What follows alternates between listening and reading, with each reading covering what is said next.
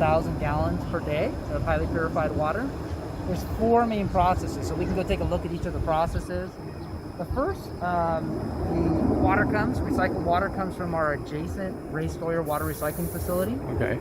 And then it comes down here. The first process is this membrane filtration. So if we want to take a walk over there. Sure. This process has these vessels that are filled with straws. They're tiny, like little straws all through them. And the water makes its way in.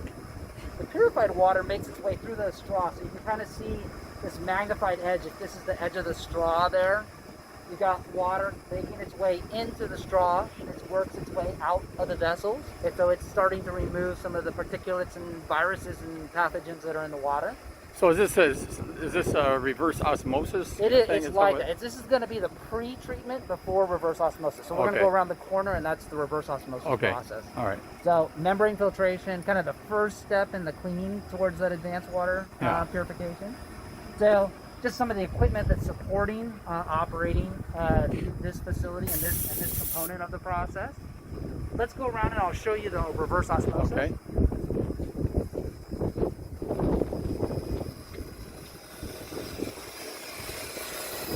Okay, so reverse osmosis process is similar. You've got a vessel, and inside this, instead of straws going up through it, we've got layers that are wrapped up inside there. Now, the reverse osmosis process filters out particulates and those viruses and chemicals, all get filtered out going through the process. The pore size on the reverse osmosis is 300,000 times smaller than a human hair.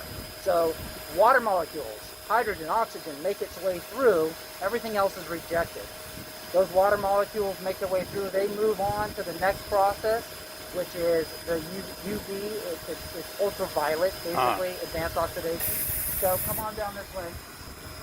So here we are. We're rejecting salts, the chemicals, pharmaceuticals, pathogens, viruses, bacteria. All that's getting rejected going through this RO process. We come down here. Third process here is this ultraviolet. Right here is kind of the reactor. Inside of there are ultraviolet tubes. Those tubes are facing the water stream as it comes alongside that ultraviolet bulb. And that's forming the disinfectant. So it's disinfecting anything that's left over in that water. After this process, this is the third process, it makes its way around kind of to those pipes back on the other side. And that was done for testing of free chlorine. So the last process, we're adding chlorine to the water, and that is the final disinfection process, going through kind of these 4 steps. Now in the full-scale project, you're going to have membrane filtration, you're going to have reverse osmosis, you'll have the ultraviolet and AOP, advanced oxidation process. And then the chlorine disinfection, the last 4th step, will take place in the pipeline that goes from the treatment facility, which will be located right here in this area. It's going to be filling in these ponds here, and it'll make an 11-mile journey out to Lake Jennings. How big will the actual facility be? It's going to cover this pond and the next pond, so I think it's about 12 acres, something like that. So this will be, and what's the total output going to be on it? How many acre feet? Yeah, it's going to produce around at the max 14,000 acre feet. The normal average is between 12 and 13,000 acre feet. And will you be able to? I mean, is that will be the max forever, or can it ever be?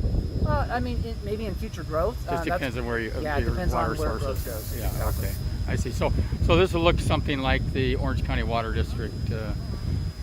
Yeah, it's a very similar process. What Orange County does is they inject their purified water back into the groundwater. Yeah. In this case, it's going to go into a surface water reservoir. So surface water augmentation, that highly purified water will make its way into the reservoir.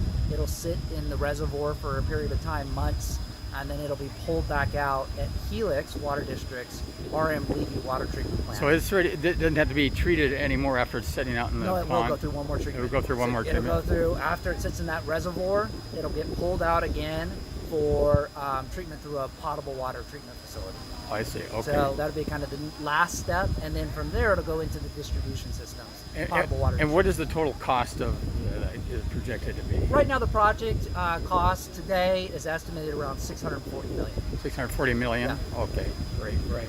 And you're getting the loan or the grant?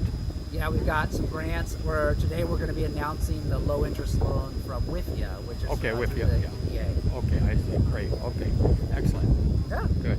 Thank you. Yeah. Is that